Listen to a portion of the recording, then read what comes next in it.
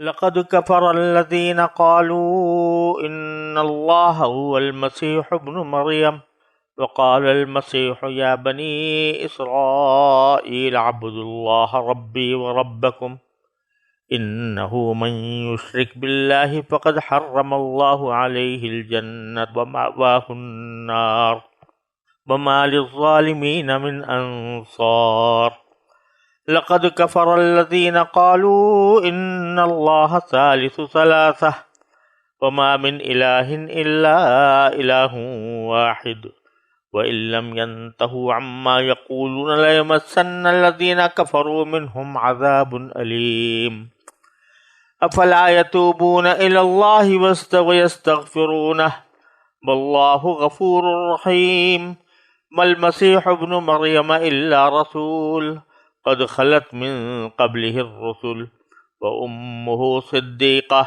كانا يأكلان الطعام انظر كيف نبين لهم الآيات ثم انظر أنا يؤفكون قل أتعبدون من دون الله ما لا يملك لكم ضرا ولا نفعا والله هو السميع العليم قل يا أهل الكتاب لا تغلوا في دينكم غير الحق ولا تتبعوا أهواء قوم قد ضلوا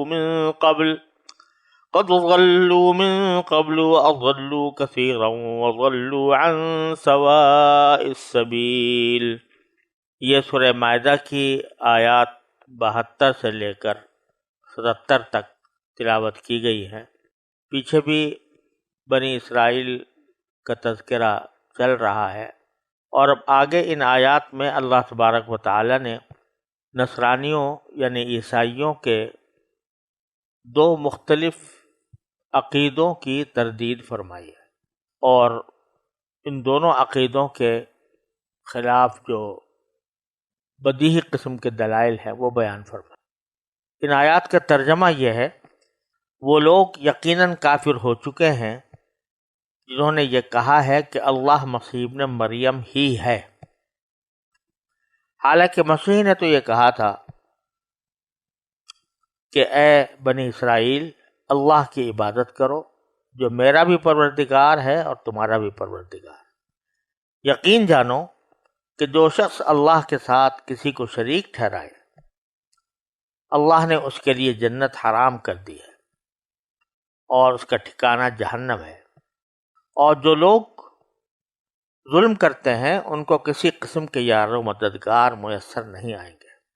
وہ لوگ بھی یقیناً کافر ہو چکے ہیں جنہوں نے یہ کہا ہے کہ اللہ تین میں کا تیسرا ہے، حالانکہ ایک خدا کے سوا کوئی خدا نہیں ہے۔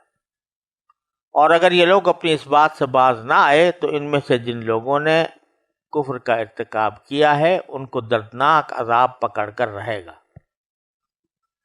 کیا پھر بھی یہ لوگ معافی کے لیے اللہ کی طرف رجوع نہیں کریں گے اور اس سے مغفرت نہیں مانگیں گے؟ حالانکہ اللہ بہت بخشنے والا بڑا مہربان ہے۔ مسیح ابن مریم تو ایک رسول تھے، اس سے زیادہ کچھ نہیں۔ ان سے پہلے بھی بہت سے رسول گزر چکے ہیں، اور ان کی ماں صدیقہ تھی۔ یہ دونوں کھانا کھاتے تھے۔ دیکھو ہم ان کے سامنے کس طرح کھول کھول کر نشانیاں واضح کر رہے ہیں، پھر یہ بھی دیکھو کہ ان کو اوندھے منہ کہاں لے جایا جا رہا ہے۔ اے پیغمبر ان سے کہو کہ کیا تم اللہ کے سوا ایسی مخلوق کی عبادت کرتے ہو جو تمہیں نہ کوئی نقصان پہنچانے کی طاقت رکھتی ہے اور نہ فائدہ پہنچانے کی، جبکہ اللہ ہر بات کو سننے والا، ہر چیز کو جاننے والا ہے۔ اور ان سے یہ بھی کہو کہ اہل کتاب اپنے دین میں ناحق غلو نہ کرو اور ان لوگوں کی خواہشات کے پیچھے نہ چلو جو پہلے خود بھی گمراہ ہوئے، بہت سے دوسروں کو بھی گمراہ کیا اور سیدھے راستے سے بھٹک گئے۔ جیسا کہ شروع میں عرض کیا گیا، ان آیات میں اللہ تبارک و تعالی نے عیسائیوں کے دو مختلف عقیدوں کی تردید فرمائی ہے۔ حضرت مسیح علیہ السلام کی کیا حیثیت تھی، اس کے بارے میں خود نصرانی علماء کے اتنے زیادہ اختلافات ہیں کہ کوئی اس کو کسی طرح تعبیر کرتا ہے، کوئی کسی طرح تعبیر کرتا ہے، یہاں تک کہ ان کے ہاں مستقل علم کی بنیاد پڑی ہے جس کا نام ہے کرسٹولوجی۔ کہ وہ حضرت مسیح علیہ السلام کے بارے میں کیا عقیدہ رکھنا چاہیے اس کے اوپر بحث کرتے ہیں، اور اس میں 10 درجنوں لوگوں کے الگ الگ بیانات ہیں، لیکن ان میں جو سب سے زیادہ مشہور اور معروف اور زیادہ مقبول ان کے ہاں جو عقائد ہیں وہ 2 ہیں۔ ایک تو یہ ہے کہ وہ یہ کہتے ہیں کہ اللہ ہی مسیح ابن مریم ہے، یا مسیح ابن مریم ہی اللہ ہے، والعیاذ باللہ، یعنی دونوں کو وہ ایک سمجھتے ہیں، اور وہ کہتے ہیں کہ اللہ تبارک و تعالی حلول کر گیا تھا حضرت مسیح ابن مریم علیہ السلام کے جسم میں، لہذا اللہ میں اور مسیح ابن مریم میں کوئی فرق نہیں ہے۔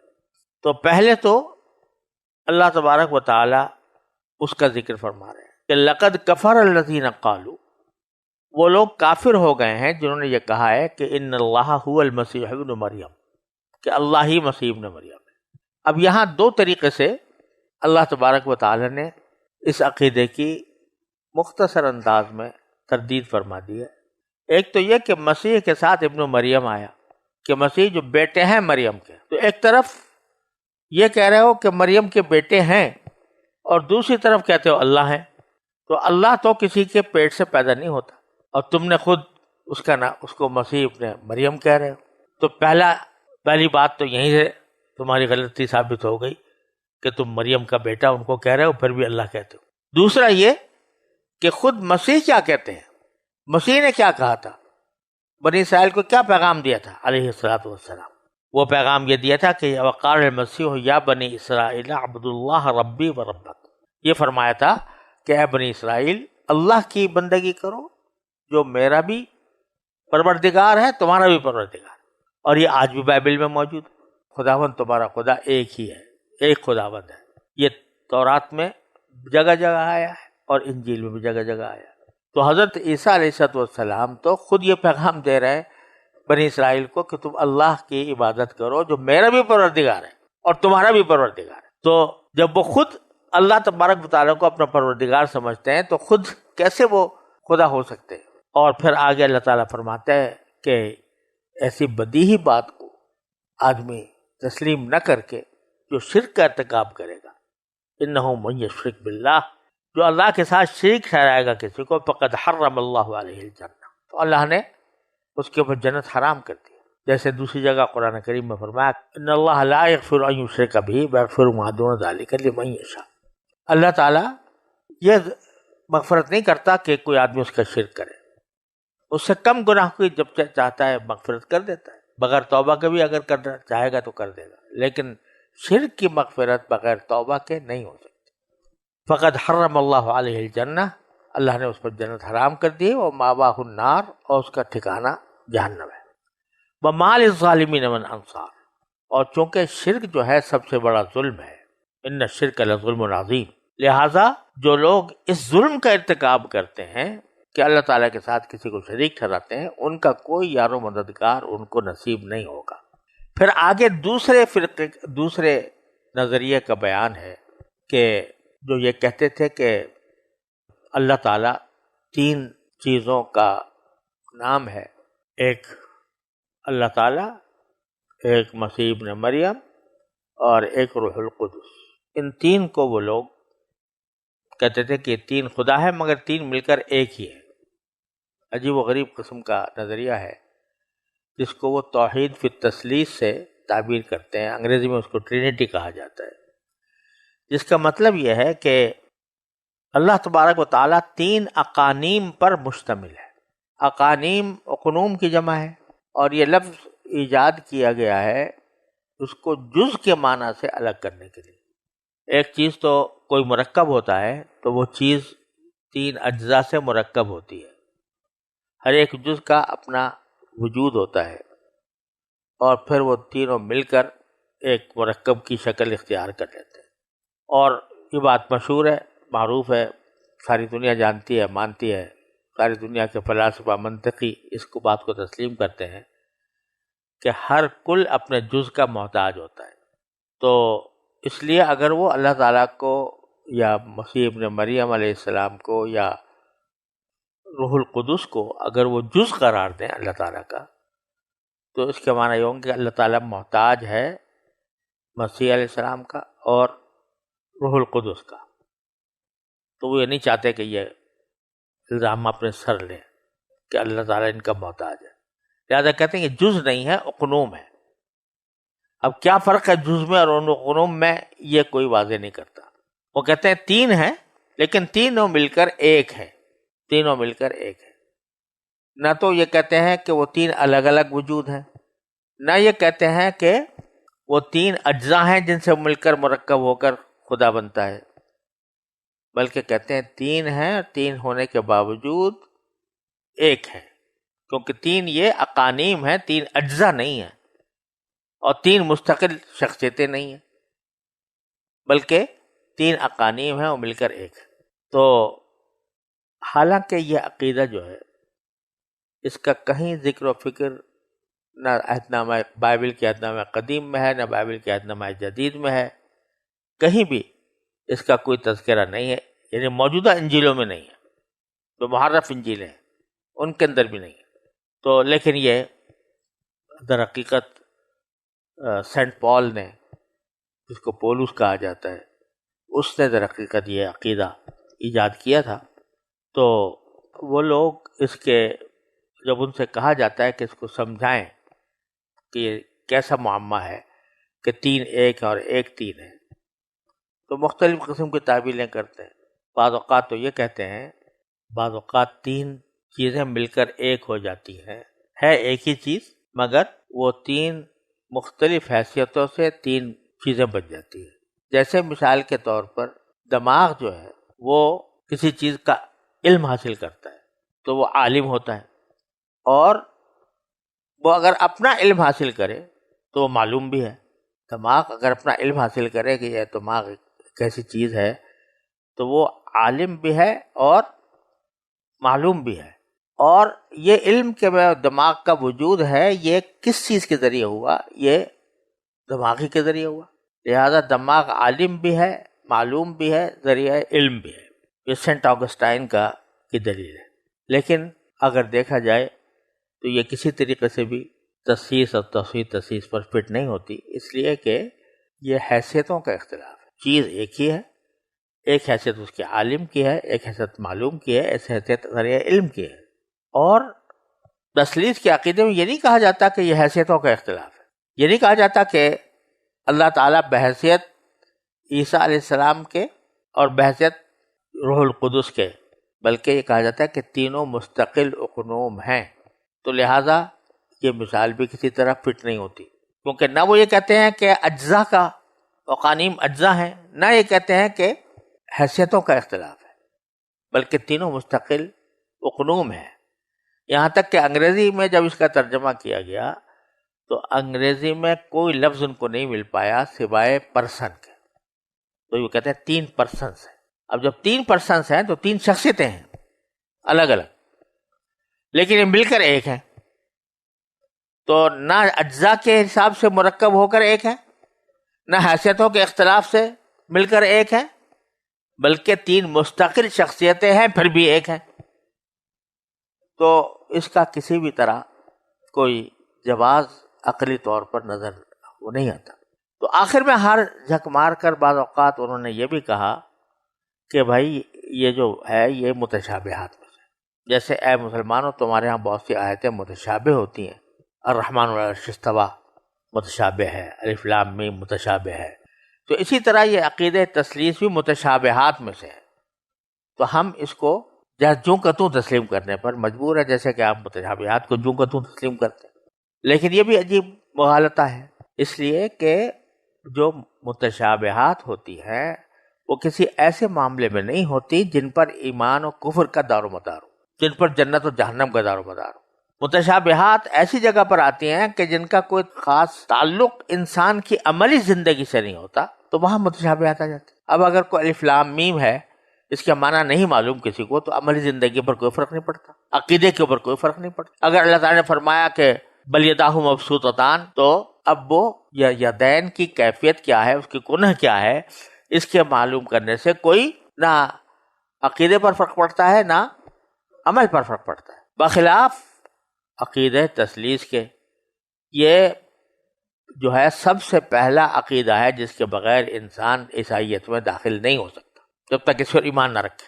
تو جس چیز پر ایمان موقوف ہے اس کو ایسا بنا دینا اللہ تعالیٰ کی طرف سے کہ جو سمجھ میں نہ آئے، مذاہب میں آپ میں سے ہو، یہ بالکل ناممکن بات ہے کہ ایک طرف اللہ تعالیٰ یہ کہیں کہ ہاں اس پر ایمان رکھو ورنہ تم کافر ہو گئے، اور دوسری طرف اس کا مطلب نہ بتائیں کہ مطلب کیا ہے اس کا.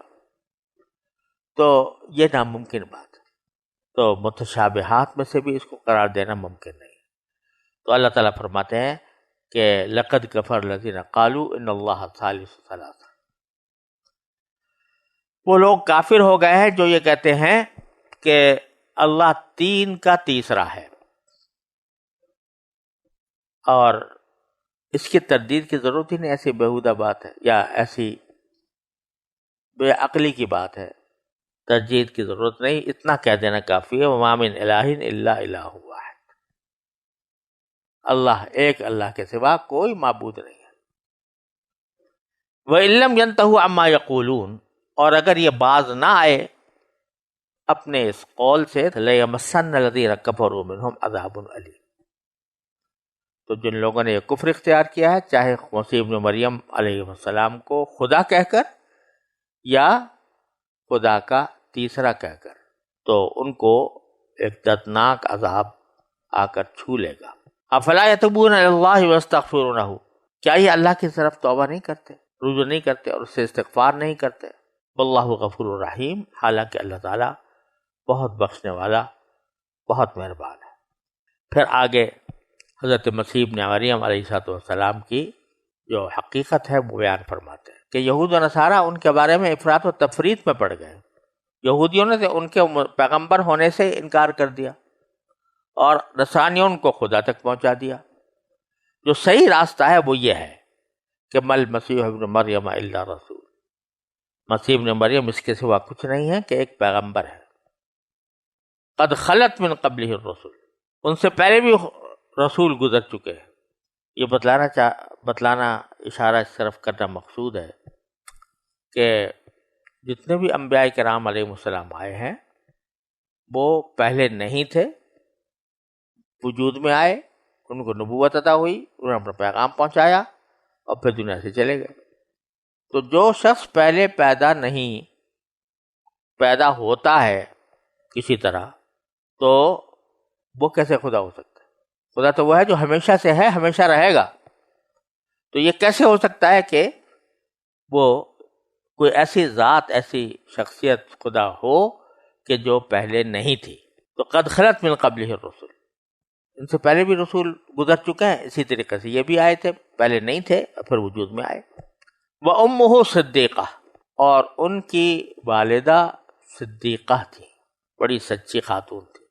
یہاں تقریباً وضاحت کے ساتھ اللہ تبارک و تعالیٰ نے فرما دیا کہ حضرت مریم علیہ السلام یہ نبی نہیں تھی بلکہ صدیقہ تھی.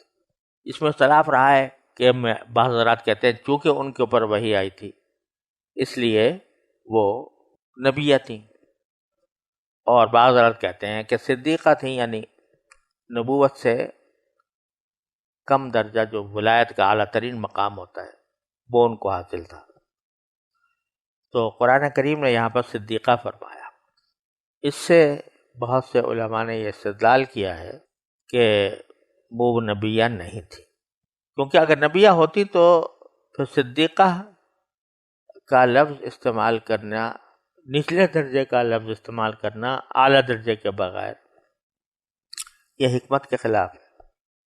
اور جہاں تک ان پر وحی نازل ہونے کا تعلق ہے تو وہ در حقیقت وحی نہیں تھی، الہام تھا، اور الہامات غیر نبی کے اوپر بھی ہو جاتے ہیں. تو اس طرح کے الہامات حضرت موسیٰ علیہ السلام کی والدہ کے اوپر بھی منقول ہیں، اسی طرح یہاں پر بھی الہام ہوا. پھر آگے ایک جملے میں ان کے سارے نظریات کی تردید فرما دی کہ کانا یاکلان الطعام، دونوں کھانا کھایا کرتے تھے. اب یہ ایک جملہ ہے لیکن اس جملے کے اندر پورے ان کے نظریات کی بنیاد ڈھا دی گئی ہے. کیونکہ جب آدمی کھانا کھاتا ہے تو کھانے کا محتاج ہوتا ہے، بھوک لگ رہی ہوتی ہے، اگر کھانا نہ کھائے گا تو مر جائے گا. اور جو کھانے پینے کا محتاج ہے وہ تقریباً دنیا کی ہر چیز کا محتاج ہے. زمین، ہوا، پانی، سورج، یہ سارے کی ساری اللہ تعالیٰ کی مخلوقات انسان کو خوراک مہیا کرنے کے کام پر لگی ہوئی ہے. لہذا جو کھانے کا محتاج ہے اس کو ہوا کی بھی ضرورت ہے، اس کو بادلوں کی بھی ضرورت ہے، اس کو بارش کی بھی ضرورت ہے، اس کو سورج کی بھی ضرورت ہے، اس کو دھوپ کی بھی ضرورت ہے. تو ایک کھانے کی ضرورت ساری قسم کی محتاجیوں پر مشتمل ہے. اور جب یہ چیزیں چاہیے تو کوئی روزگار بھی چاہیے، اس کو کوئی روزی کمانے کا ذریعہ بھی چاہیے، اس کے لیے وہ کوئی اس کا مالک بھی ہونا چاہیے، کوئی آقا بھی ہونا چاہیے جو اس کو تنخواہ دیا کرے، یا کوئی ایسا شخص ہونا چاہیے جو اس کے لیے وہ روزگار فراہم کرے. تو اگر دیکھا جائے تو کھانے کی ضرورت، کھانے کی احتیاج، یہ ساری دنیا کی احتیاج ہے. اس لیے ایک جملہ فرمایا کانا یا خدا الطعام، تو کھانا کھاتے تھے، تو پھر خدا کیسے ہوں گے؟ ایک جملے میں ساری تھیوریاں، سارے نظریات، سارے فلسفے ایک جملے میں ختم فرما دیا، کانا یا خدا. اور پھر اس چھوٹے سے جملے کو کے بارے میں کیا فرمایا کہ انظر کیف نبین لہم الآیات، تو دیکھو تو ہم کس طرح تمہیں وضاحت کے ساتھ نشانیاں بتاتے ہیں. ایک جملے میں کتنی نشانیاں تمہیں بتاتے ہیں، کانا یا خدا. دیکھو ہم کس طرح ان کے سامنے نشانیاں اور دلائل بیان کرتے. ایک جملے کے اندر ساری کائنات سما گئی.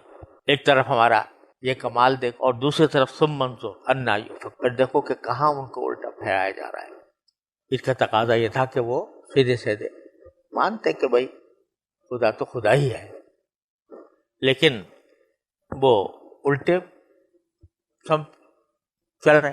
یہاں ایک بات سمجھنے کی یہ ہے کہ یہ جملہ قرآن کریم میں کئی جگہ آیا ہے. انا یؤفکون، کافروں کے بارے میں کہا جاتا ہے کہ یہ کہاں الٹے چلے جا رہے ہیں. اصل اگر معنی مفہوم دیکھا جائے تو یہ ہوگا کہ باوجود ہے کہ اتنے دلائل واضح ہو گئے ہیں، اس کے باوجود یہ الٹے کہاں چلے جا رہے ہیں. لیکن صیغہ مجہول کا استعمال کیا جس کے معنی یہ کہ کوئی ان کو الٹا چلا رہا ہے. کہاں سے کوئی الٹا چلا رہا ہے؟ سیدھی سی بات اگر کہا یہ کرے کہاں یہ الٹے چلے جا رہے ہیں تو ٹھیک مفہوم یہی تھا. لیکن فرمایا یؤفکون، ان کو الٹا چلایا جا رہا ہے. کون چلا رہا ہے؟ یا تو خواہشات نفس چلا رہی ہیں، یا شیطان چلا رہا ہے. ان کے دل میں جو دنیا کی محبت ہے وہ چلا رہی ہے. دنیا کی محبت کی وجہ سے ان کی آنکھوں پر پردے پڑ گئے اور اس کی وجہ سے ان کو یہ خواہشات الٹا لے کر جا رہی. تو جگہ جگہ جہاں قرآن کریم میں یؤفکون فرمایا مجہول کا صیغہ، تو اس میں اس طرح اشارہ ہے کہ یہ کسی اور کے پیچھے چل رہے ہیں. وہ کیا ہے؟ اور وہ یا شیطان ہے یا نفس ہے، ان کی حب دنیا ہے، وہ ان کو چلا رہے. تو جہاں اللہ تبارک و تعالیٰ اشارے دیتے کہ جو اصل چیز ہے جو انسان کو الٹا چلانے پر آمادہ کرتی ہے وہ اس کی خواہشات نفس ہے. جب تک خواہشات نفس کو اور دنیا کی محبت کو اور دنیا کے فانی لذتوں کو آدمی اپنا رہنما بنائے رہے گا تو الٹا ہی چلتا رہے گا. لہذا واحد راستہ یہ ہے کہ بجائے اس کو رہنما بنانے کے اللہ تبارک و تعالیٰ کی ہدایات کو، جو دلائل اللہ تبارک کو دے رہے ہیں، ان دلائل کو ان کو اپنا رہنما بنائے. پھر فرمایا قل اتعبدون من دون اللہ ما لا یملک لکم ضرا ولا نفعا، کیا تم اللہ کو چھوڑ کر ان لوگوں کی عبادت کرتے ہو جو تمہارے لیے نہ نقصان کی طاقت رکھتے ہیں نہ نفع کی طاقت رکھتے ہیں. اپنی ذات میں کوئی نہ یہ طاقت رکھتا ہے کہ تمہیں نقصان پہنچا دے، نہ اس کی بات کی طاقت رکھتا ہے کہ نفع پہنچا دے. واللہ هو السمیع العلیم، اللہ وہی ہے جو سننے والا اور جاننے والا ہے. یہاں اللہ تبارک و تعالیٰ نے سننے اور جاننے کا ذکر فرمایا. اللہ تعالیٰ خوب سننے والا ہے، خوب جاننے والا ہے. یعنی جو تمہاری باتیں ہیں جو تم ظاہری طور پر کرتے ہو ان کو بھی سنتا ہے، اور جو تمہارے دل میں جو خواہشات ہیں جو تمہیں الٹی لے کے جا رہی ہیں ان کو بھی جانتا ہے. ظاہری طور پر تم یہ کہہ رہے ہو کہ جی ہمارا یہ عقیدہ ہے کہ اللہ جو ہے وہ 3 پر مشتمل ہے، اور زبان سے تم یہی کہتے پھرتے ہو، لیکن اندر سے تمہارے جو خواہشات نفس ہیں وہ تمہیں الٹا لے جا رہی ہیں، جیسے پہلے عرض کیا. تو اللہ تعالیٰ ان سے بھی واقف ہے، ان کو بھی خوب جانتا ہے کہ اصل چیز تمہیں کون ہے جو پیچھے سے چلا رہا ہے. اب رسول کریم صلی اللہ علیہ وسلم سے خطاب ہے کہ قل یا اہل کتاب، آپ کہہ دیں اہل کتاب سے، پھر ان کو نصیحت کرتا ہے ناصحانہ انداز میں کہتے ہیں کہ یا اہل کتاب لا تغلو فی دینکم، اپنے دین میں غلو اختیار نہ کرو. غلو کے معنی یہ ہے کہ جتنے مطلوب حد ہے کوئی انسان اسے آگے بڑھ جائے، یہ غلو کہلاتا ہے. عبادت بڑی اچھی چیز ہے، لیکن اللہ تبارک و تعالی نے اس کی بھی حد مقرر کی ہے کہ ان لنفسک علیک حق وان لعینک علیک حق، تمہاری جان کا بھی تم پر حق ہے، تمہاری آنکھ کا بھی حق ہے، تمہاری بیوی کا بھی حق ہے، تمہارے مہمانوں کا بھی حق ہے. تو اب اگر اس سے آدمی آگے بڑھے گا غلو ہو جائے گا. یا کسی شخصیت کے بارے میں محبت بہت اچھی بات ہے اگر اللہ کے لیے ہو، لیکن وہ محبت اگر حد سے آگے بڑھ جائے گی کہ محبوب کے بجائے اس کو خدا ماننے لگیں گے تو یہ غلو ہو گیا. تو غلو ایک بہت بڑا عظیم مفہوم ہے اور دین میں غلو کرنے سے منع فرمایا. یہاں پر فرمایا کہ ناحق غلو نہ کرو اپنے دین کے معاملے میں کہ تم حضرت عیسیٰ علیہ السلام کو خدا بنا دو. وَلَا تَتَّبِعُوا أَهْوَاءَ قَوْمٍ قَدْ ضَلُّوا، اور ان لوگوں کی خواہشات کے پیچھے نہ چلو قد ضلوا من قبل، جو پہلے گمراہ ہو چکے ہیں. وَأَضَلُّوا كَثِيرًا، خود بھی گمراہ ہوئے اور بہتوں کو گمراہ بھی کیا. وَضَلُّوا عَنْ سَوَاءِ السَّبِيلِ، اور سیدھے راستے سے بھٹک گئے.